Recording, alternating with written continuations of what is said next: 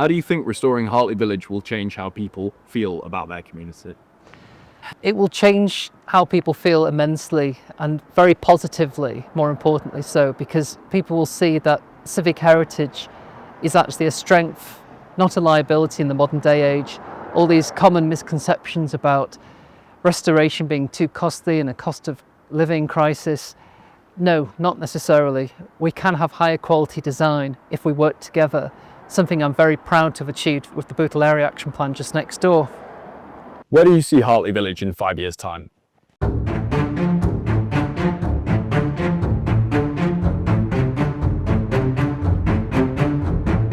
In 5 years' time, I anticipate seeing the carriageway cast iron columns established, the carriageway resurfacing most certainly.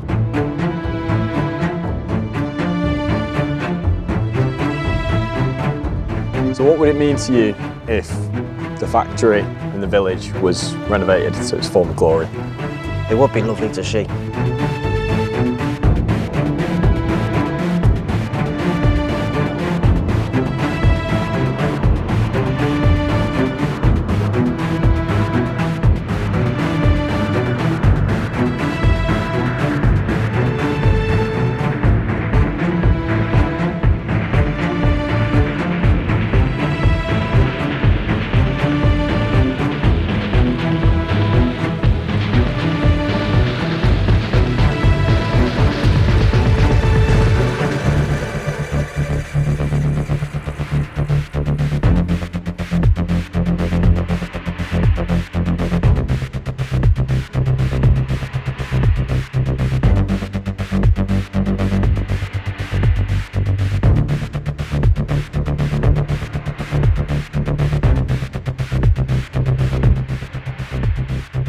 Because I've got the old pictures as well at home. I've got the file of the original pictures.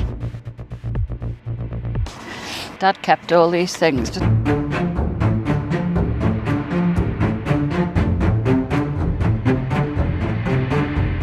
Yeah, there's William Ellis posing, isn't he? Look at him. I live on the other side of the recreation field over there. David, the 6 items that we're going to use the money from the fundraiser for, one being resurfacing the roads, what are the others?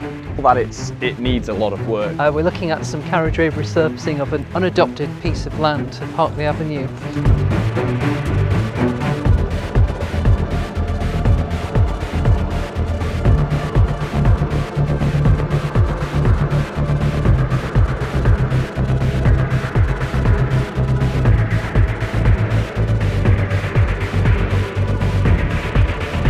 What I want is more people to get involved, and I think if they can see that this regeneration project, this restoration project really works, really takes off, and they can physically see change, they might actually think, at last, it makes a difference. If you could speak to the people who built this village centuries ago, what would you like to ask them? I'd like to ask them their individual stories on what worked, what could be improved, and what they would like to see happening in the future. It's a great walk down memory lane, so many happy memories. Yeah, well, memories, eh? I was just saying, memories. Yeah. Yeah. A walk down memory lane. No. Gosh. Very mixed emotions, actually. Oh, yeah. Hello, my name is Maureen Fasal, nee Mercer, and I am now nearly 84 years of age, and I'm proud to say to you that as a child I had the privilege of growing up here in Hartley's Village. Hello, my name's Mick Mercer. I'm 82 years old. Maureen's my sister, and the same as Maureen, I had the privilege of growing up in Hartley's Village, and we knew every member of the village by name. My strongest memories is working in the joiner's shop alongside my dad, who was foreman joiner. Being very busy, but a very, very, very friendly place to work. And of course, which you will find out a bit later, very busy in the peace season. In fact, Dad, who was foreman, wasn't allowed holidays till September, And they used to frown upon you if they seen you clocking off after about 15 or 16 hours. And my recollection is that once you'd actually completed your time at school and study, that there was a job for you. And I trained to be a private secretary and did Greek shorthand and typing, and I entered into the offices of Hartleys. Did all sorts of work for the managing directors, the gentleman who looked after all the advertising, and actually Hartley himself at times, belonging to the Hartley family. So what's your family history with the factory itself? What's your link here? My family history is a grandfather who was foreman joiner, my grandma who worked there, then my mum worked there, then my dad was foreman joiner there, and my auntie was there. Quite a lot of the family worked in Hartleys. In fact, I say nearly all worked in Hartleys. My fondest memory is as a kid, 3 years old, driving around in the Jaffa boxes, the orange boxes, pretending there was a boat or a car. That's 1947. My memory is that it wasn't just somewhere that you worked. It was the social life after you work. So you were part of a very large family. You had tennis courts, so you could go and play tennis when you wanted to. We had a beautiful bowling green, so you were part of if you wanted that. We had a super cricket team, a super football team, and you were an absolutely great parties, and in the canteen itself, wonderful Christmas parties for the children. Father Christmas arrived, a beautiful grand piano that used to play all the music, and we'd all sing along. And as a very young child, the E-Day celebrations when war was over, all the lovely parties and functions. It was just memorable, absolutely memorable. Can I just say, as Maureen mentioned the cricket team, I was the youngest person to play cricket for Hartleys. I was 14 years old. And that Maureen's bringing up memories now. In 1953, the coronation, they hired a lorry, and all the kids were all dressed up. I was the fat one. What's the fat one there? John Ball. Yeah, I was John Ball, and you were the one. Miss Ireland. And we all went to All Day Hospital. Yeah. Oh, we got some good memories from that. It was just a great social life. But what I'd also like to say is that the members, the residents who actually lived in the village, I could really name everybody that lived here. We all knew each other. We all got on very well with each other. And each person had a role to play. And my mum, above all others, would always be sent for when somebody died, because she used to go and wash their bodies and lay them out. Yeah, she was always known to do that. So people had a very important role as part of the community. Everybody had something to offer. Somebody said to me the other day, didn't your fella have a Ford Pop? And I said no. I mean, what a memory for a friend. Well, my first memory is coming for an interview. I was quite good at woodwork at school. Helped the caretaker put the desks and doors and the like. Anyway, I started on a building site for about 4 weeks, and I was only 4'10", 7 stone 2, you know. Anyway, it was too much for me. That I ended up with splinters in my arm, segs on my shoulders. Not for me. I went to the youth employment office on the Thursday morning. They said there's a job going in Hartley's, office boy. You'll be in the post room, and then if there's a vacancy in one of the offices, you'll just move off. Went for the interview. Herbert Bruce Brown was the office manager. He said, I've looked at my references. Yeah. Could you start this afternoon? Oh, that's where it used to be then, didn't it? I'll have to go home and tell my mother. So we're going home. I said, got a job, got to go back this afternoon. I did a day and a half, and there was an Asian flu epidemic. So I was off for 10 days then. This flu epidemic. Anyway, the next thing is, one of the lads who lived in the next road knocks on the door with an envelope. People had to whip around for me because I wasn't going to get any wages. So that was done my story with first day. I've told this here. Wow. Well, of course, I never worked here, did I? So my story goes through the family, through meeting my boyfriend then. And I suppose my memories of the village was very much like coming into country, wasn't it? Like countryside. It was like frozen in time, wasn't it? And I thought it was this beautiful village kind of life. And then, well, especially with the recreation ground at the back. because that wasn't sectioned off then, was it? That was all part of this. And then I was talking one day, because I used to come round for Sunday dinner, and I was talking one day and he said, well, it wasn't always like that, during William Hartley had men on the gate, on the door. And if you'd have come in drunk on a Saturday night, you were up before him the next day, because he was an abstainer, you know, he didn't condone drinking. But I think you could have a drink, it's just that you couldn't go. But that was my memory of it being very countryside and like a blast from the past, really. Where I lived, which is more there, I ended up living over there in Walton Parks that way, isn't it? So Chapel Avenue off Walton Vale. Yeah. So I used to stand on it and I could see the clock and now it was time to go back to school. That was the story of that, you know, which all little memories, aren't they? Fantastic, the clock tower I've just been talking about. My God. mother-in-law laid down on the road, or she would have done, Wow. to stop it being taken away. That's the famous clock tower, Daniel. They've already started demolition because there was a pinnacle on top of that. Yeah. That's just a paper copy. That's fantastic. All lined up like that. It's cool. God, Isn't it is. Wow. Stunning. And it brings it back to life. There's Bill. That's my father. Oh, that's William Ellis Hill.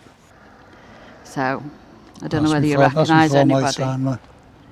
Well, it's hard to tell how old he is there, isn't it? Because he was 97 when he died. Didn't retire. Well, I don't know whether they stopped paying him and he just carried on working. I've never quite worked out. But he was the one that laid out all the trees in the village. Well, I remember him laid all the gardens trees. out. If you look at any of the it's about 76. what do you call the publicity? And his son's holding the ladder. Dad. He was. But Dad, Bill was the same. Yeah, I know. He'd come around. We'd come around, and he'd be up the ladder painting the front of the house. But yeah, absolute don't forget that was men and women mixed together in the dining hall because they weren't allowed, were they? There was the men's and the ladies, wasn't there? Not when I started. That had changed. A bit more progressive then, yeah, were they? It was mixed then. I thought it breaks up talking and there's William Ellis posing, isn't he? Look at him. Whatever they ate, they both lived till late 90s. Jam. And lemon curd as well. He liked. Oh yeah. I know he was into that. Hartleys. No, that's their wedding. I remember going in and one of the joiners there, Johnny McGonigal, I used to know was Uncle John. So it was home from home, really. It was good, I enjoyed it, and I thought, well, this is it, like, I can settle down here. Hopefully I did. I did for 6 years anyway. But as regards the bowling green, just on that issue, when we lived in 28 and Dad used to take us up to bed, then he'd open the curtains and he'd watch the bowling green because they used to have cup finals on with big cups and all, so because the green was that good. Hundreds of people watching it, and he'd stay look out the window while he put us to bed. I remember that, yeah. Yeah. Well, actually, going to work wasn't really like going to work because you already knew half the people who were working there anyway, because you'd been brought up in that environment. That's right. And most of the residents all either worked in Hartleys at one time or other. So when you actually, went in and started your training, it was like sort of training with friends. And you were put into different departments, got to know everybody. But in each department, there was always somebody there that you already knew because they were either lived in the village or had family that actually worked or lived in both in the village as well. So it was absolutely, it wasn't like going to work. I shouldn't say that, but it was like, I always remember my father was that was foreman joiner, and he was responsible, and he used to have to go and round every morning, and because we all had to to sign in and everything, and he'd be there, and it wouldn't make any difference, and he'd sort of say to me, "I noticed you were 3 minutes late this morning," and he'd call me to attention, and "Don't you let me down again. Make sure you're here before the hour you're supposed to be." So you never got off scot-free or anything. I used to leave the house at 5 to 8 and clock on for 8 o'clock. No sweat, no problem at all. Just walk across the road. And then if there was any matches on in the afternoon, because it was all no floodlights them days, the arm man, as I call, used to say to me, go and have a look at the game for yourself. So we used to go over and watch the football. And then there was the breaks, of course. If I fancied a break, didn't go in the canteen, just used to go home for a quarter of an hour. Well, when you say points, I can tell you some stories, naughty stories, but I don't think I should. But there was some naughty, not naughty, but I mean, for example, they decided that every old age pensioner could get a carton of wood, and they used to fill the cartons what the jam jars used to come in. So I cut the wood for them and they take them over on a truck, house. But then my nan used to go and see him before we went back to work, and she'd say to me, bring us some strawberry jam for me tea, son, or bring me some marmalade for me tea. So what you do then, you get one of the cartons and you cut a piece of cardboard and shove it down in the back, make it solid, and put your jam and and then fill the rest with timber, and then just walk past the security. But that was, old Spencer was on the security, and he didn't give a bugger, not for us. I remember my dad one time, went the strawberry fridge used to be next door to the timber house. So you'd be able to go in the doorway in the summer, get a newspaper, put the strawberries in, and put them under your bib. And I remember everybody was laughing. He was coming up Sugar Street, and all the juice of the strawberries was coming out of his back leg. Al Spencer's at the gate like this, looking at him, and everyone was laughing. No one was giving the monkeys, you know what I mean? Oh, yeah, I can tell you some stories like that. Well, obviously we had the sport, didn't we, Mum? Yes. The football was always going on, and cricket always going on. There was those sorts of things. When the canteen was open, we used to run, like with the disco there, didn't we, Mum? Yes, I used to run a lot of music nights. Yeah, you used to in the canteen. Yeah, And I mean, we're going back into the late 50s then.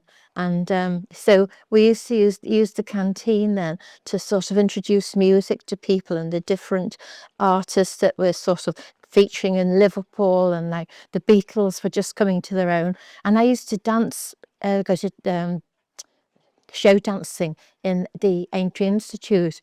And so we used the hall downstairs, and upstairs the Beatles were there playing. So we used to do our dancing, dash upstairs and sit there listening to the Beatles and watching the Beatles. And then they started holding functions on a Saturday night when the Beatles were on, and the Beatles were the main artists there. So we'd go up there, and believe it or not, but the fighting then, you can't believe it. I mean, there was no alcohol served, but they'd smash chairs and start fighting amongst each other. So even in those days, it was, no, even in those days, it was bad. But going back to Hartleys, when we were working in Hartleys, there used to be lots of underground sort of caves. They weren't exactly caves, they were corridors, and we used to go down all the stairs, and everywhere'd be pitch black, and somebody'd say, "It's all haunted." So we'd all go down into this is while we were working. We'd all go down and sit there and wait and hope something would happen. And we'd all be sitting there, and the next thing you'd hear footsteps going along, walking along. And they'd sort of say, "It's haunted, it's haunted." We'd all dash upstairs, dash out the way, I've seen a ghost. and I've seen a ghost down there, down the cellar. yeah, Yeah, seen a There was- ghost, honest. there was all strange occurrences Yeah. that used to happen. It said that was one of the workers, but it wasn't. It was a ghost. Very, very eerie and Oh, yeah. very spooky at night. Very spooky. And if you worked, sort of started working late at night, and they had the old lifts there in the back warehouses, and the big iron, wrought iron gates that open, and you'd often hear the gates open, but nobody would be there. Like, oh dear, it was really, it was very, very strange. Oh, I can tell you. Very strange happening. Were there any iconic characters or well-known personalities amongst the workers? Oh yeah, yeah. I mean, Bert Meachy here now. He did a fire warden and all that. You know, he used to go on. Now Billy Hill, the gardener that I think I've told, or I didn't know, he used to go to work in his pajamas, and he used to cut his toenails with the garden shears. Billy Hill. He was about 17 when I knew him then. He was just just round corner from here. And there were a lot of characters, wasn't there? A lot of characters. And one in particular that I remember was the union rep. And she was a huge woman in these great big clogs. Oh yeah, the old war The clogs. management were petrified of her because she ruled with an iron stick, and when you saw her coming, they used to run and say, oh, there's trouble going to be happening, but she wouldn't let anything pass, and it was in the days sort of where the unions were just sort of starting to come into their own. And also one of the others, it's quite sad actually, because I was called into a management meeting, a really sort of high up management meeting. And I was given a list of these people, and we knew something was amiss because Schweppes opposite and Coca-Cola were very involved, and there was Americans coming over. We knew something was happening, and I was called into this meeting to take minutes. And it was a list of people that were going to be made redundant. I was sworn to secrecy, and on the list was my father. What kind of future do you see once this project is complete? To the site, to the people, and to Liverpool as a whole? I see a wide, glimmering future. There's a residential aspect to this, and there's also a commercial aspect. In terms of residential, we already have a strong community tie between the residents and the neighbours. You could be thinking you're on a set of British Neighbours or Brookside. Stay tuned on that one. Going back to the commercial, there's lots of ambitious plans and scope. Having toured the factory complex myself with the undisclosed third-party investor and the property owners, I've been very impressed by what I've had to see. And I do believe that as a longer offering to the Liverpool city region, we can expand upon this and hopefully incentivise others to do the same where they are, be it the Port Sunlights, the Hartley Villages, or the other conservation areas that require tender love and care. How would you describe the heart and the soul of the village and the community? Well, the people got, we've got Brian there. I'm always speaking to Steve over the fence with the dogs. Most people around here are lovely people. They're helpful. You need anything, all you got to do is knock. If they need anything from me, all you do is knock. And you don't get that many places at all. No, you don't. No way, and for such a little square with 40 to 40 something houses on, you need enough now, every single one. So what would it mean to you if the factory was restored to its former glory and the village as well, having everything built back? I was saying before, I've got the images, the old pictures. Steve printed them out probably, 15 years ago now. Yeah. And they're all on A4 piece of paper, but you can still see all the original designs on the windows. And you can see the gates, metal fences, street lights. It looks posh. So to see it get back to some sort of the same theme or the same look, it would be great, because it is part of history. Even I've looked into it, the history of even William Hartley himself, and so it is interesting. My mates have as well. It's for 25-year-old lad, you wouldn't think it, would you? But I do. I've looked into it. Yeah. And to see the images, to see this come back together as it used to be, even the roads, the street lights, the metal, the gates, all them units, it would be nice. It'd be a lovely area for everyone as well, not just people who live here, people who are walking by, driving by. Absolutely. From your childhood living here, what's your favourite memory? Well, I don't know what you've been told, but back when obviously there was less cars and stuff, there used to be ducks on the road. Yeah. Like ducks with ducklings. There used to be hawks. And I remember being a kid looking at them all. You wouldn't think it, would you? But you used to have ducks, like trained to ducks, just up and down the road all the time. Used to be on our bikes. Just boss area to play in. The whole square around, all around there. As kids anyway, you know what you can do with a bike and whatever else you have.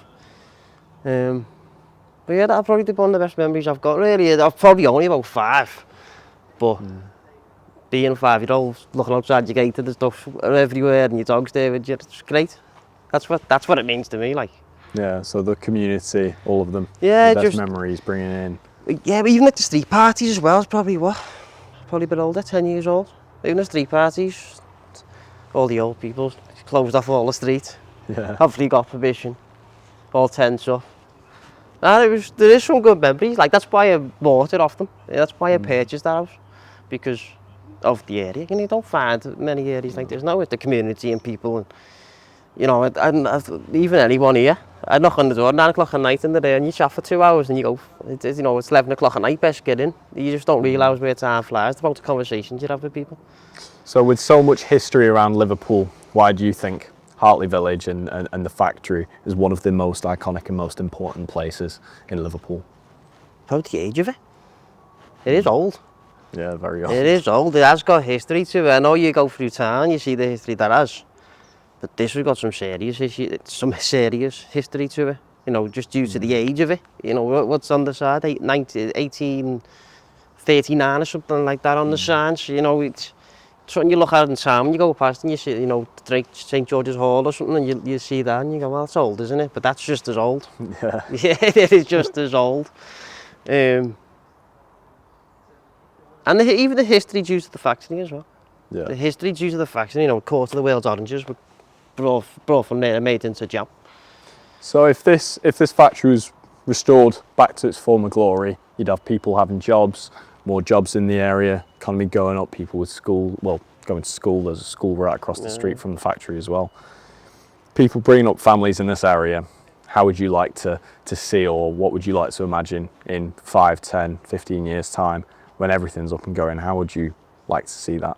Just even a better community. Community's everything, isn't it? That's what Liverpool's about. Community. Friendships, relationships. Friendships, just everything that goes with it. Just people happy. You know, when the business go there, people are happy. Kids are going past. They're happy. Going past it, going to school, coming home from school. It's safe. It's lit up area, better roads. That's all, yeah. Fantastic. Thank you so much for your time. Thank you. Thank you. What's something people might miss if they just walk past the factory in the village? What's something they might miss? You mean as in physical? Sort of Physical building. within the heritage, within the sort of feel, the soul of the village, the whole feel of the area. What's something they might miss, what they might not understand? I think if you just walk through the village, I think there's, because of the way it currently looks, because of the many years of neglect, I think people would miss the real character. And something that you can't see is the sense of community. I think that's very important. We are first and foremost a community. Simply put, I'd like to see a lasting regeneration that actually appreciates and truly respects what the undisclosed third-party investor has done, alongside all of those who will be and are presently contributing to our online digital campaign. I think to finalise that point, I'd also like to see plentiful use made of the factory complex. I'd like to see a number of our core objectives of the residential complex achieved, and the more ambitious projects such as long lost buildings, which are far longer term admittedly, Absolutely. eventually realised. But we can only do that if we do work together on this.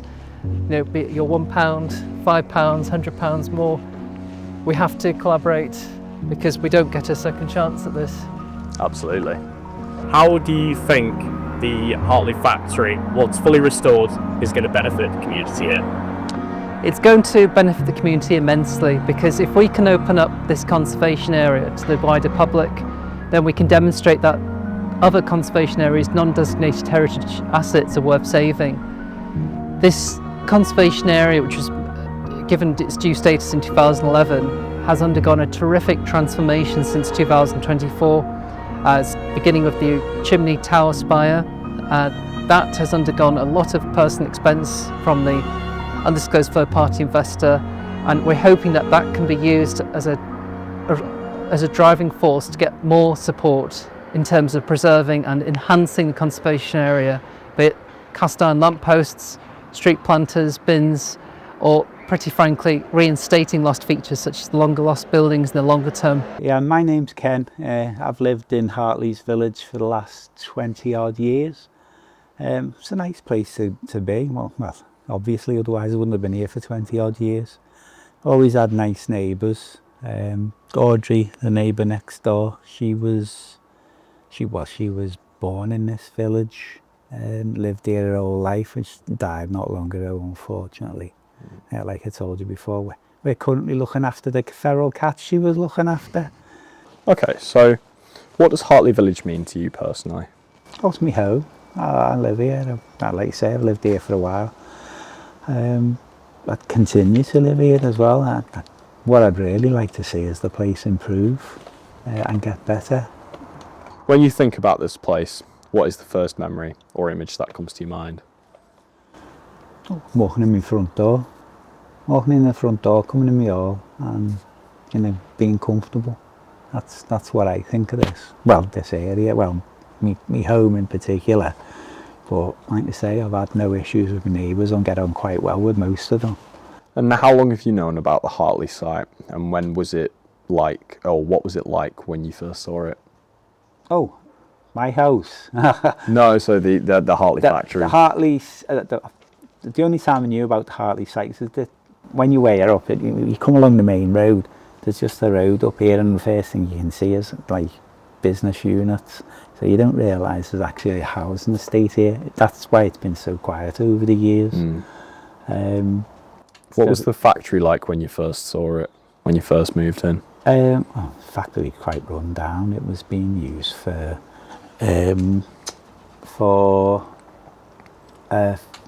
animal feed processing centre. And what makes Hartley Village special compared to other parts of Liverpool? It's its history. It's over 100 years old. It was built by an entrepreneur, but he was also a philanthropist. You know, he didn't have to put all this in for the workforce. He didn't have to build churches. He's attributed to a lot of buildings in this area, particularly like churches and that. You don't see philanthropists these days. You know, as a country, I think we should celebrate our history more, and particularly the people who made that history. Like I say, he was a businessman at the end of the day. If the walls of Hartley Village could talk, what do you think they'd say? Yeah, they'd say a lot, because when you think about it, 100 years old. I've got a map from the 1900s when this place was built, and it lists the profession of everybody working in each individual house. Like our house was a cashier, this house is the manager, but next door in Audrey's old house, number 3, he was listed as an adventurer, because when you weigh it up, like in that time, you couldn't just pick a phone up and say I want 2,000 tons of oranges, because that's what they did. They made jams. Yeah, originally it was a big jam factory. You'd have to go and find the place to source it. So you'd have to travel on a sailing boat, and you're like no motorised boats in them days. Spend a couple of months travelling, find some farmer willing to sell you all these oranges, work out if they were going to get to England before they all went mouldy, and arrange all that yourself. So I just thought it was really interesting that he was listed as an adventurer. What a career to have. What's your career? Oh, I'm an adventurer. Commander somebody or other was his name. So. Yeah, fantastic. Okay. So why is it important to preserve our industrial heritage rather than let it fade away? it's obvious, isn't it? It's all your history, it's all your back history. It's not just for tourism either. It's, you know, look at the workmanship in these houses. You don't get that now, do you? Like, you look at all these things they've done recently, and the buildings have fallen down. These are 100 years old, these aren't falling down. So, how would you explain to someone outside this area why the restoration project of the factory and the village itself, why does it matter? Because it matters to retain your history. It matters to everybody to retain the history of the country. I can't see any downside to it, other than obviously the financial impact, but they spend money on other less meaningful projects. So why not spend some here? How important do you think it is, no matter what people donate, how important do you think even the smallest donation is to restoring this area? Even if you got £1 or something, get enough pounds to add up. Absolutely. What was who was it? The manager of Woolworths. His mantra was, you sell 100 things for a penny, then you'll make more than selling one thing for £10 or something. It's something like that. I can't remember what his actual phrase was. So every penny counts. Absolutely. And all the women coming down from the canteen, throwing the slops of their cans of tea. All in their clogs. And the clogs, the noise of the clogs coming down the stairs. Yeah. Sugar Street to the Sugar right. Street, yeah. Where the trains that come in. Yeah. The canning shed. Yeah. Sugar Street, named appropriately because that's where the sugar used to get unloaded. Martha, the train. All these places here, like the fitters shop, Lecky's shop, decorators. This outside building here was the Coopers. The Coopers used to. That's where the Coopers used to make their barrels. Their barrels, put them all out here. Yeah. This wasn't here.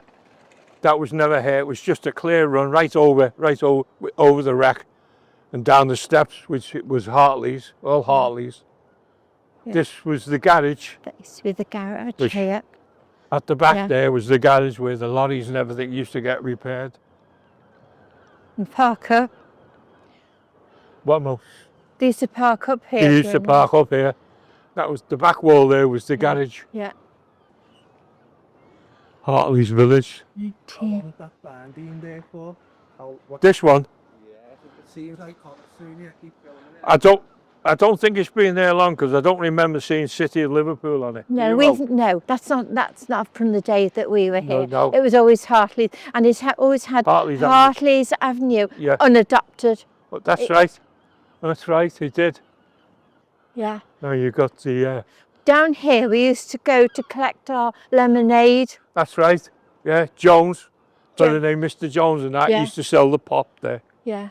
And they had geese on the premises. Yeah. They had the geese, and I used to get bitten on the back of my legs. And just after that, you'd be able to get through to the reservoir. Right through to the reservoir. And that building right further over, that Connaught took that over, and they turned it into making, like I say, potatoes and meat and all that sort of stuff, bucks and all that. Yeah. That was later on though, much later, maybe the 60s even. And these were all the widowers' cottages. Yeah, all the widows' cottages. Here. Yeah.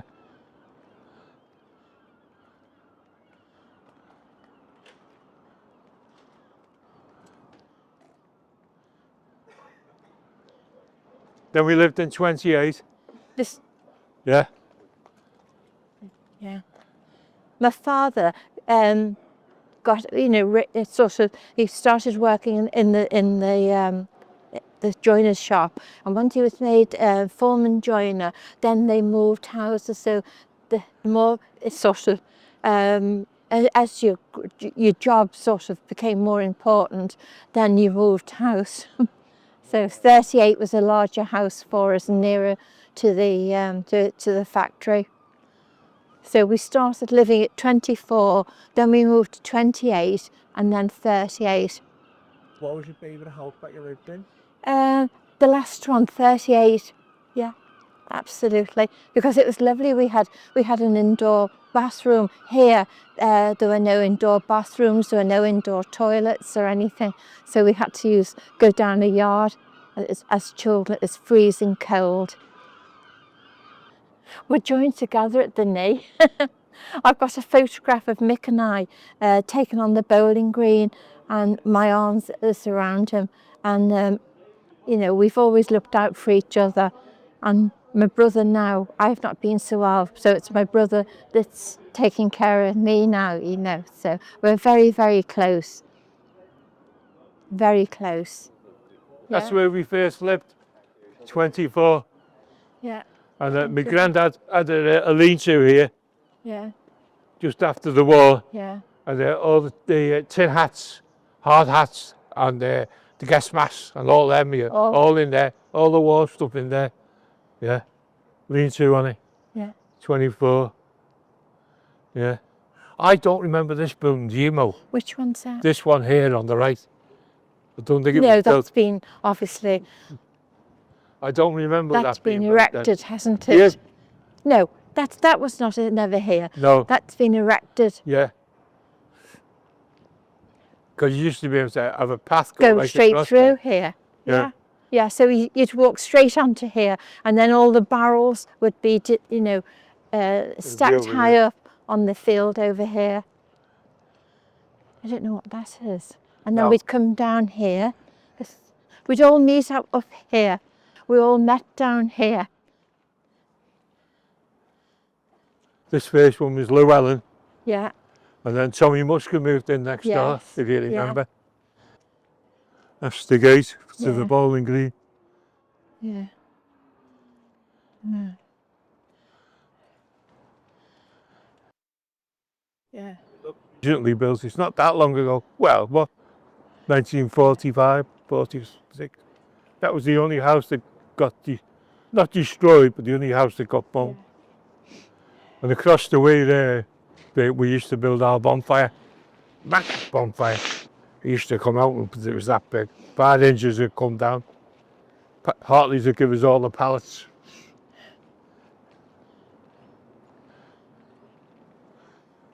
Now this wasn't built then. No. Across here straight away you had Billy Hill.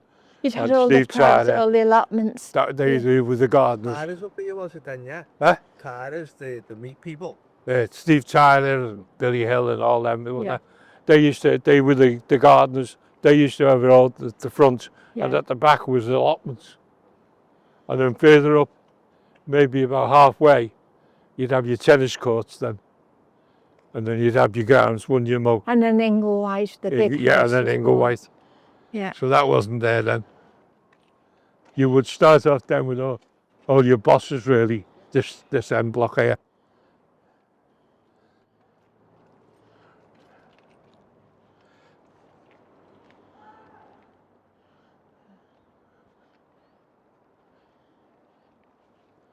We used to get the guy and take the firework, you know.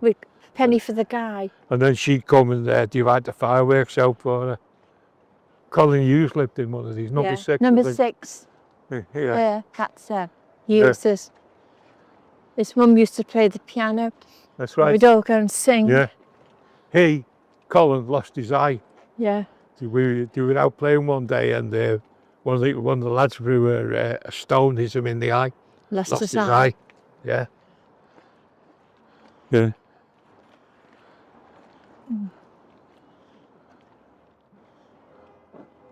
Hills. That used to be Billy Hills. Billy Hills, the I'm talking gardener. about Billy. Yeah.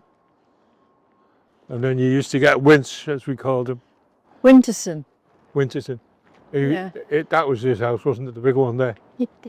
His was next door to Ledger's, and Yeah. that's and a lot of the people that actually lived in the houses had all family connections. Oh, yeah. So like Yeah. the granddad lived in that house, and the mum and dad lived in, a couple of doors down. So everybody knew each other. or had connections with each other and family. So that was over here now, was the great big house that belonging to originally William Pickles Hartley and his tennis courts.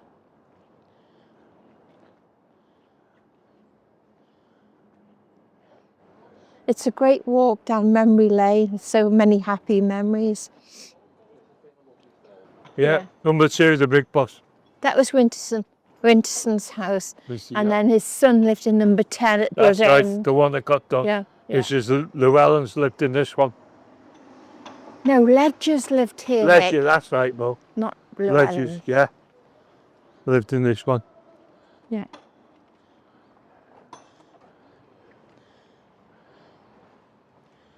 Oh, well, memories, eh? I was just saying memories. Yeah. Yeah. Oh, I walked down memory lane. Not off. Gosh. Very mixed emotions, actually. Oh, yeah. Yeah. Very mixed emotions. I'll tell you what else I forgot to tell you. On the field there, behind those hedges and fencing, they were the shelters during the war. And they go deep underground. You can still open some of them, but we used to open them up, didn't we? Yeah. They used to have a flag over them, and you go down the set of stairs, Yeah. and they were all the bunks, and the shells and everything was under there. The old bowling green, Mick. Aye. Oh. This used to be the old bowling green. Yeah. Beautiful bowling green. Used to be a shed here. Where that van is now Yeah. was the bowling green there with all the balls in and everything, you know. And all If the they called plaques it a on the shed. wall. Yeah. And I've got a beautiful photograph of Mick and I sitting on a beautiful bench outside the bowling green hut as tiny little toddlers. This was always kept, it was like a carpet, the way it was kept. It was immaculate, like a velvet carpet. The beautiful stones here, the original stones, they used to be scrubbed. Everybody took pride in their stones and Immaculate bowling green. Immaculate. You know, cups. You'd have beautiful, it was a sun trap here. Yeah, it was, wasn't it? It was gorgeous. He used the to heat. come and look out that window, didn't he? Simply put, I'd like to see a lasting regeneration that actually appreciates and truly respects what the undisclosed third-party investor has done, alongside all of those who will be and are presently contributing to our online digital campaign. I think to finalise that point, I'd also like to see plentiful use made of the factory complex. I'd like to see a number of our core objectives of the residential complex achieved, and the more ambitious projects such as long lost buildings, which are far longer term admittedly, eventually realised. But we can only do that if we do work together on this. You know, be it your £1, £5, £100 more, we have to collaborate because we don't get a second chance at this. I think the younger generation sees this as a relic of bygone era presently. In order to change that perception and to get things going in the right direction, we need to show these people that there is potential if they want to start a business here one day, if they want to move here, if they want to be close to their family who are presently living here. There's so much happening already, and we have to thank our dedicated undisclosed third-party investor for the support they're giving us. So David, what is your favourite part of this historical village? Very simply put, I'd have to say the tower chimney we see just before us here. One might liken it to one of the two towers in the Lord of the Rings, Isengard, but no, it is distinctive, and that's actually what originally drew my interest. If you could change just one thing about this place tomorrow, what would it be? God, one. Right now, the one thing I have to say would be to have the factory site complex fully restored. That would be the one thing, because I think I've always believed that having those buildings restored back to their former Victorian glory would be the catalyst for further regeneration in the wider village. So if I have one thing tomorrow, I could wave a magic wand, it would be to have those buildings fully restored, because I think that would be the sparkle, the magic dust as it were, to get what I want to achieve for the rest of the village done. Absolutely. So my original role was as secretary to the originally founded Residents Association, which was called the Hartley Village Heritage Council. and that was formed by Tony Vaccarazzi, who actually lived over the road at the time, in 2009. And the objectives were quite simply to reverse what was essentially been 40 plus years of neglect and underinvestment. So Tony was a very forceful, forthright character. He had no nonsense. I liked Tony very much. He was one who could get things done. But again, he took a very collaborative approach. So he was obviously looking for people to get on board with what he wanted to do. And I was more than happy to get on board. So I came on as secretary and took on that role between 2009 and then stepped down in 2018 after a lot of years of trying to get things done, which included getting conservation status in 2011, installing planters, and the new street signs were amongst those achievements that we did during then. I felt it was time to take a step back, with maybe that fresh eyes look on it, as it were. And I think I'd exhausted myself as well to a certain extent with endless meetings and things. So, and I was much busier with work as well. I didn't have the time to commit, and I'm a great believer, if you're going to do something, you commit to it properly, otherwise it's not worth doing at all. So you fast forward to last year. My immediate predecessor decided she wanted to step down before a term had officially ended, and they were looking for somebody who would like to step on, who knew what they were doing, particularly because we've reached quite an important crossroads as to where we're at, which I'm sure we'll talk about in due course. So I was approached and asked if I would be willing to sort of step into the chairman's role as somebody who had experience because of my time as secretary, but also because I am in my own way quite tenacious, but I can work with people. I'm quite happy to handle the more political side of things, and which is necessary because you've got to go on and on at people a lot of the time in the council, at the town hall. So it's not just the local councillors, it's the council officers and the bureaucrats behind the scenes, someone who's got more of that experience but is also prepared to sort of carrot and stick when necessary. Yeah. At the moment, fortunately, I've had to use more carrot than stick, but the stick's in the background waiting if I need it to be. So that's how I've come on board. So I came on board unofficially as an interim last May. I was then formally elected to the post in the AGM in the September of last year. So I've now been in the role 18 months, and to say I haven't stopped is an understatement. This is not just a place where you know your immediate neighbours, and in some places you don't even know them. I know both my neighbours either side, but also the people over the road, round the corner.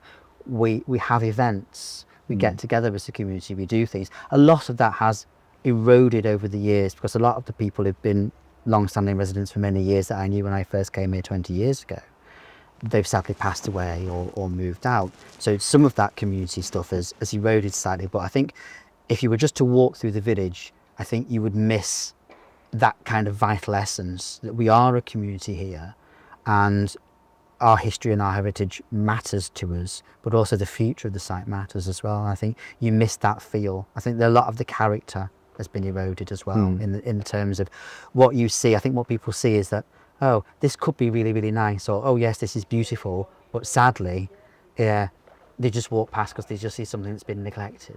And what's one story or memory that captures the spirit of this place for you? Right, for me, that'll be the day I moved in.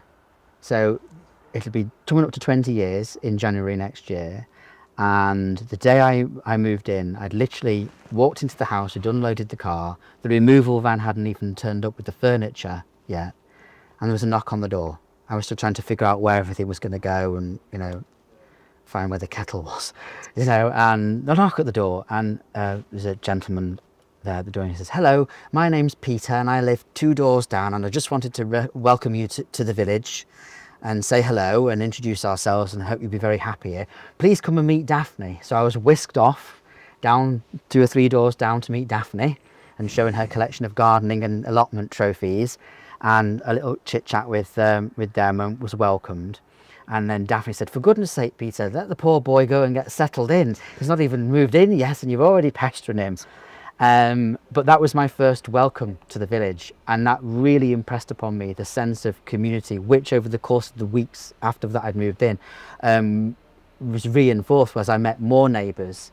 And I says not just the ones next door, but the ones round the corner. or said hello, came to introduce themselves, and they all, the one thing that was impressive, they all spoke. A lot of them had lived here for many, many years. Some of them had had family members who'd worked for Hartleys, so they remembered the village and the factory in its heyday, and they were all so proud of that history and heritage, but at the same time tremendously sad to see how it had gone and how it had declined over the years, and how they wanted to see things put right, which a few years later led me getting involved with the Residents Association in the first place, and has continued to spur me on to become its chairman now, and to hopefully spearhead, working with all these partnership people, a path forward to fulfil those desires of those people that I met 20 years ago when I first moved here, to whom this village matters so much. So where do you personally see Hartley Village in 5 years' time? In 5 years' time, in an ideal world with enough capital investment behind us, and with the continued willpower and cooperation between the interested parties, 5 years, it seems a long time, but it isn't in real terms. 5 years can go in the blink of an eye. In an ideal world, I would like to see that factory site restored, back to its former glories, and thriving with new businesses and enterprise and opportunities. I'd like to see the village's character and historical aspects restored, but above all, I'd like to see that sense of real community cohesion that was there 20 years ago when I moved in really come back into the fore, so we can continue to host events in the square, which we do now, but I want more people to be there. I want that same sense of pride in this village's history and heritage that was there 20 years ago to be apparent in 5 years' time with the people who've since moved into the village over the course of those years, who perhaps for various reasons haven't appreciated fully what they've got now. So I'm a man on a mission, and 5 years is a long time, but I am determined to see it through. Absolutely. So when Dad kept all these things. Does somebody want to hold them and we'll talk about it? Because the Echo came out, and then I think there was also the what's the other one? The Star. And they did pieces on it because people did protest. They did try to save it. It just didn't go. People did try to... You can see the demolition works already started on the main body of Yeah. the warehouse there. So Chadstown was a stub over. Oh, what's that so one? this Is that... was knocked down, was it? Yeah. There we go. That was, if you look diagonally across to where you are now, good it was behind there. Oh wow. There you go. There's the other one. It's a bit of a shape, but that was the building, the actual warehouse is being knocked down. Recognise anybody there? Where did he go into here? On the Shallow Bank? Betsy Coward. You can rely on Dad to put everything on. In resemblance, the town hall complex in Bootle. That was No, they're before my time. Long Service Award.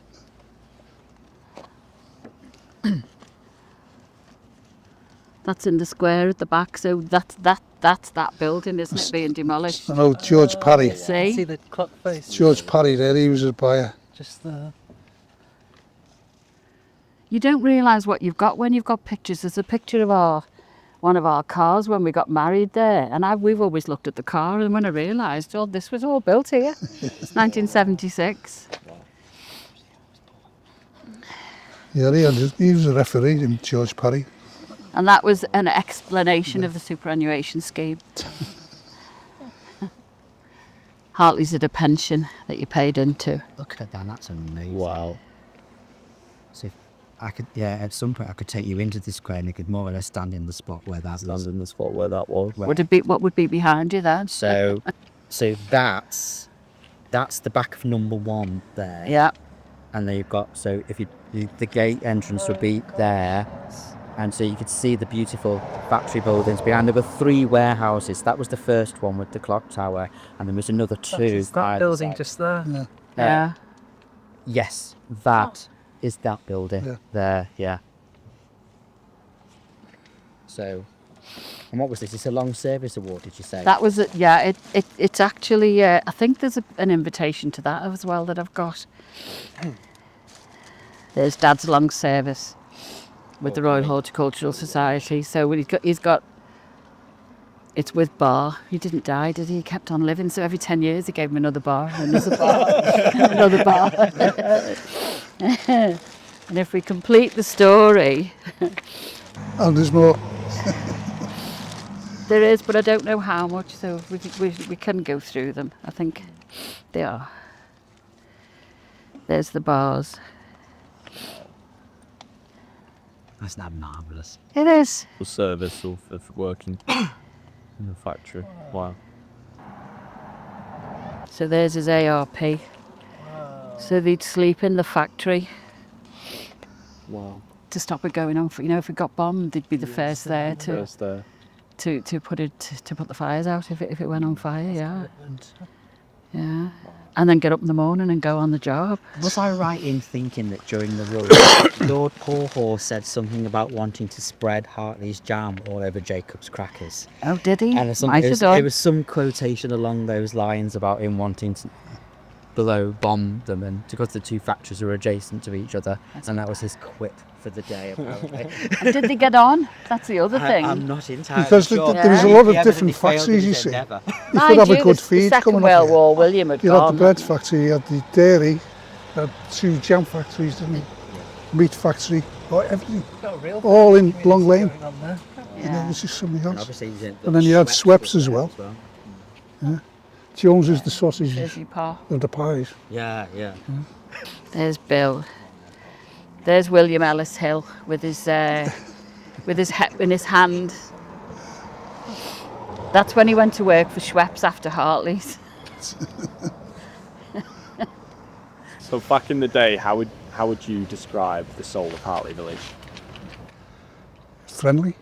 Everybody got on. You know, it was Very nice. much so, very, very friendly. You know, you had very, the very recreation tight, ground, you people had, helping. they had all kinds of snooker, darts, everything. Really did. Even had archery at one time. Did they? Yeah. It's absolutely brilliant. No, you used to look forward to coming. And then the group of people I was working with, we used to all go out, and a couple of lads were in groups, guitars, and we used to go to West Derby, the Lowlands. You know, it's where the Beatles actually went now and again. So we were all together. It was great. It really was. Back to you. Back to me. Ask me again. So back in the day, how would you describe the soul of the village?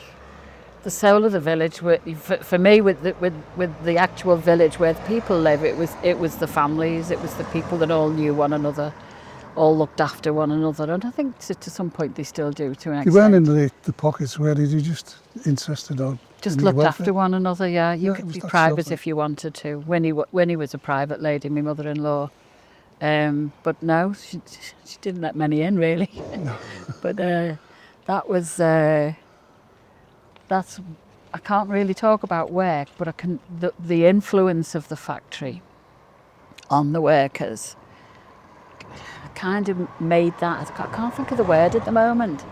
It's what came out of William Hartley's belief in looking after people and his religious background that made that. The factory became the village, didn't it? And everybody looked after one another. Yeah. So bringing into the modern day restoration, which is going on at the moment, when they get it all back up and running to a commercial, probably not factory, but bringing tenants in, somewhere businesses. nice. How do you think it will impact the village and the general community, having new jobs, new people coming in, new businesses? I think it can only enhance it. It can only make it better. It's at the got to. moment. I mean, to live here and look at what's happened and the desolation that's here, it must be awful for them.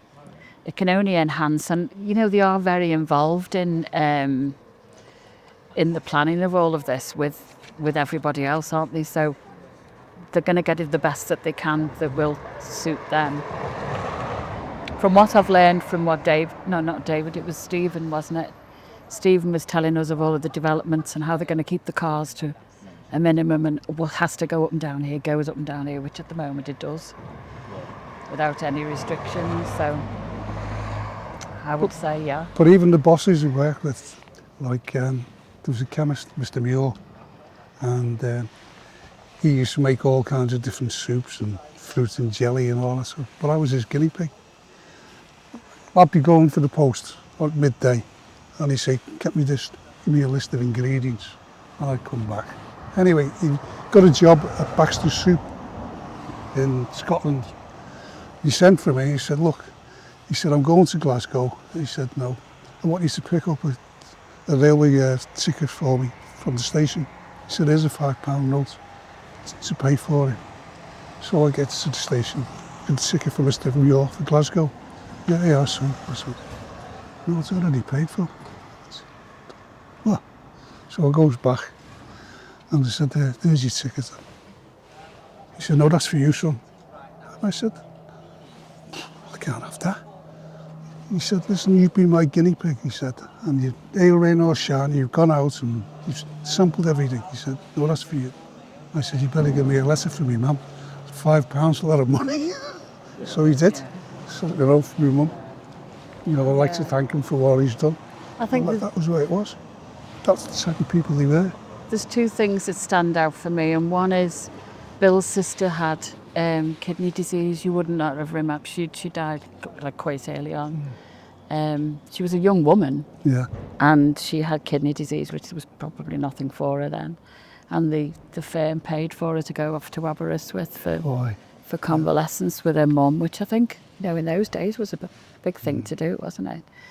Yeah. And they never forgot them. They never forgot the workers, because when Grandad died, which Grandad was the head gardener, so he did all the family flowers. We've got letters from, because he used to then, when the girls got married Yeah. and bought a house, he would go and lay the gardens out and do all of that as well. So when he passed away in 77, 76, I think, there wasn't many bouquets when you're 98 when you die. And there was one from the Hartleys in Malaga to you know, to remember him by, and that meant a huge amount to the family. Huge amount. That brings me on to the next question. Which part of the village means the most to you? Would that be the factory or somewhere in the Extra Square? Oh, which would mean the most to me? There isn't one bit that I would single out, really. All of it. Yeah, and it's not that when I came here, the bowl house was outside the back of number 5. So the bowling green had gone, it was all tarmacked, but you still got that feeling and that flavour. And of course my husband had doors opened out, and he used to do his cars in there and refurbish his cars, restore them. And you got the feeling of that country thing, like playing bowls, and it was tennis courts once, wasn't it? Yeah. But it'd be hard to single anything out. I've got that relationship with the dining hall, because Grandad's sitting in there at his party, and I've got the invitation, and it like tells a story for my children, doesn't it? You know, to think they'll be able to come back and see this building restored, that's amazing, isn't it? Well, the thing that I miss was Inglewood, where I worked, where the weighbridge was. Very few pictures of that, you know. Well, I worked in the export office then. The personnel was in there, and the wages office was in there. And then there was a big lounge there as well. And upstairs you had snooker, darts, and the changing rooms. And as I say, I missed that, because it was really nice, you know. Because I worked with Eric Calf, and there was 3 ladies there. They were like elder sisters to me, because I was only like 18, 19. So they really looked after me. I was spoiled. It really was. So, David, you've been a heritage campaigner now for 11 years. Correct. Out of all of the projects you've done, why is Hartley Factory and the village one of the most important to you? That's a really good question. I was always tied to this area by the history of the one tree, which sadly disappeared in 2004 thereabouts. Aintree has a lot of civic heritage, being split directly in 2 between Sefton Council, where I was a representative, and Liverpool City Council. And I think very basically that the people have just been very appreciative and welcoming. So David, from the funds raised, what work is going to be done? Okay, we've got one priority job that has to come first. That is the resurfacing of a slice of Hartley Avenue that is unadopted. So it's the roads we're walking on at the moment, isn't it? To be correct, it's actually the far slice of road that we're just about to arrive at. Yeah. We're looking at some carriageway resurfacing of an unadopted piece of land of Hartley Avenue. As this isn't owned by the council, it's theoretically the residents' responsibility, but it's quite a concern for us because we've got disability issues in terms of access. We've also got emergency vehicles struggling to gain entry and exit. Wow. So before all the wonderful stuff, all the adornments, we have to cover that first. Absolutely, absolutely. So David, the 6 items that we're going to use the money from the fundraiser for, one being resurfacing the roads, what are the others? Right, the first 3 items are a series of cast iron adornments, carriageway column lampposts, cast iron bins and cast iron planters. We have the carriageway resurfacing. We can tell that it needs a lot of work, and the roads, they need resurfacing, pavements, Yes. the lighting, bins, the gardens. When this project is fully completed, how do you feel it's going to benefit the community, benefit the area? Is it going to bring people in? What do you think is the general outcome of once everything is done and we've got those funds raised and we've started the work, getting everything finished? When it's fully done? That can be answered multifold because from a number of perspectives, the residents immediately will have a much more harmonious, peaceful, pleasant area to live in, to call home, and their workplace. The council, I believe, will stand to benefit immensely by showing to the heritage bodies, central government, what it can do and how this might be a beacon of inspiration for other councils and key stakeholders, property owners, so forth, to undertake similar restorative works. It's not necessarily as expensive as people want to get high quality design, something articulated by the planning inspector in the Bootle Area Action Plan, and by working together on this online digital campaign, I'm hoping that this achieves so many shared successes for the Liverpool Aintree residents, Liverpool Council, the property owners, the undisclosed third-party investors, Absolutely. and all those fantastic people out there who are presently supporting us proactively. Fantastic. Where do you see Hartley Village in 5 years' time? In 5 years' time, I anticipate seeing the carriageway cast iron columns established. I'm putting my neck out there, but I will say that the carriageway resurfacing most certainly, and I intend to see the factory complex a thriving success of industry once again. There's no reason why we can't see some green industry revitalisation, and there's huge expanse there. People can show their support by visiting our online website. We do have a sponsorship for a piece of furniture scheme that's going to be ratified by the council. However, irrespective of that, we will be having a plaqueboard that will be instated inside the factory complex for people to see what they've done. And again, we can see this online too, but we'd like to have a tangible record of people's support. So people donating. Correct. Fantastic. Thank you very much for your time, Thank David. you, Daniel. How would you describe the general community and diversity of everyone who lives in the Hartley Village? Well, you've got a very broad mix of age groups and, you know, families, single people. I mean, there was, you know, even our LGBT community is well represented in myself and others around the village as well. There was, you know, we are a very wide and welcoming community. You know, really genuinely are, and it is a very special place. I mean, I wouldn't have stayed here for the 20 years I have if I didn't feel otherwise. Absolutely. You know, and I wouldn't have got involved to the extent that it was if the people weren't warm and friendly and really cared. And they do really care about their community. And as I said, you've got people of all age groups really sort of trying to get stuck in. I mean, my next door neighbour, Sam, he bought that house off his parents and he gets stuck in, you know, and he'll go around and weed and do the weed spraying and he'll trim hedges and what have you for us and get involved. He's watching me now. You know, and then you've got Judy and all them on the committee, you know, who've been here a very long time. So you've got a broad mix of experience and people who want to get involved. And as I said, it's very difficult to put this place into words because it's very unique. Yeah, absolutely. You know, and we're a bit off, although we're off a main road, you'll often get, you know, taxi drivers will pull up and I didn't even know there was houses here, they'll say. You know, and what's it all about? So you end up going into the history with them, yeah, you know, absolutely. on the car journey home. But yeah, this is a place, a very special place with a very genuine, warm and friendly people who really do care about that. And even the people who've moved here in the more recent years and who are perhaps not as connected to the village's history become interested. You know, they see what we're trying to do, they see that it matters, and then they'll get involved in some more ways as much as they can, you know.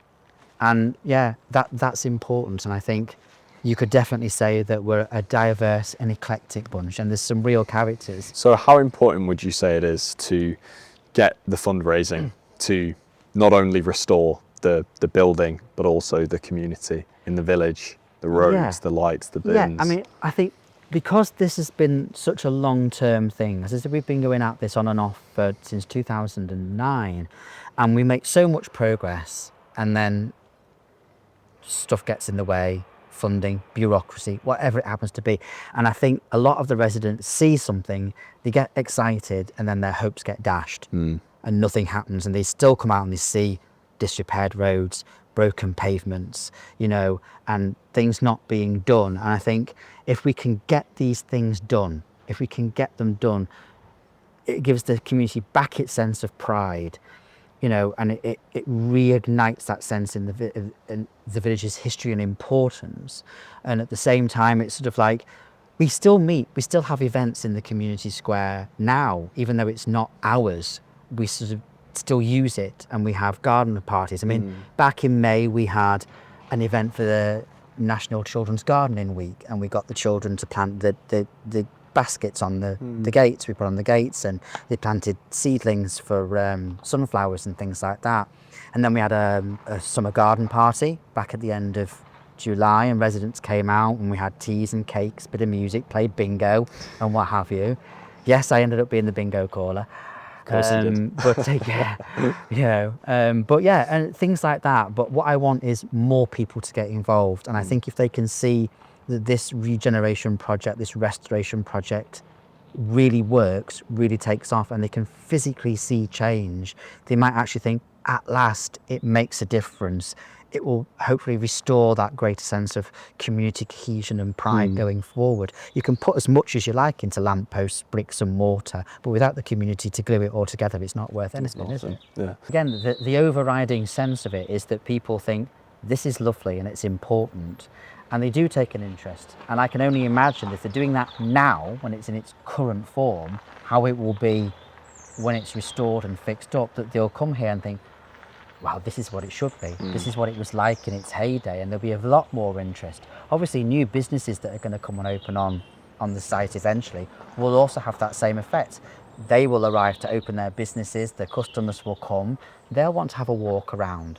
I mean, why wouldn't you want to walk around and look at these lovely houses? Can you imagine them with the lighting and the pavements restored and nice new planters put in and things like that? They've really got somewhere to sort of go. And the idea of creating the garden space down the road there is eventually, as these businesses open and attract new employees, that they've got somewhere to go and sit nice to have their lunch. You know, we can put some furniture in there, and they've got a nice place outdoors they can eat and enjoy the village surroundings. So I'm hoping that people there will take an interest. So I think it will generate, like Port Sunlight, people go just to have a look around because of its history and its heritage and its beauty. That's what I want here. Ultimately, my aim is to have our own mini sort of Port Sunlight here in Hartley Village, because it's just as important. Absolutely. So how can people support this project? Well, you could get involved in a number of ways. You can get in touch with us and share your stories and your photographs. But of course, the key thing is please give us some money. And it doesn't have to be significant amounts. If you've seen our campaign or you've heard our story and you think, yes, I'd like to contribute in some way towards that, a few pounds here and there mounts up, it makes a difference, and every little bit helps, you know. So money, unfortunately, the root of all evil, but it is also going to be the biggest thing that will contribute to getting what we want done. Absolutely. So you heard it here, donate, and then we can get this village back to its former glory. Please support us in any way you can. It's really, really much appreciated from all of us in Hartley's Village.